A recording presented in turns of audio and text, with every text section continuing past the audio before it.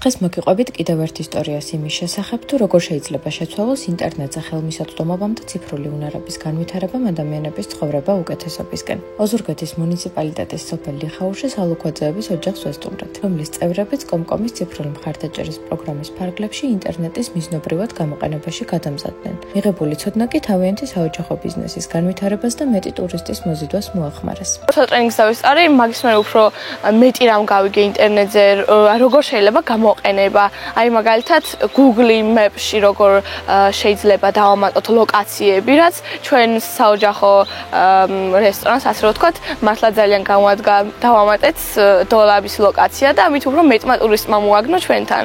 ქონდა დაბალსიხშირიანი ინტერნეტი, რის გამოც ბევრი პრობლემას ვაწყდებოდით, იმიტომ რომ როცა რაღაცა საქმეში გჭირდება ეს ყველაფერი, ძალიან რთულია.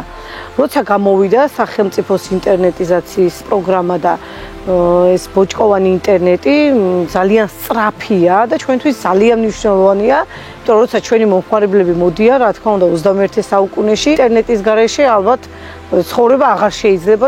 ციფრული მხარდაჭერის პროგრამის მეშვეობით სალუქვაძეების ოჯახის მსგავსად 9000-ზე მეტმა ადამიანმა შეძლო ციფრული უნარების განვითარება და ყოველდღიურ საქმიანობაში მათი წარმატებით გამოყენება.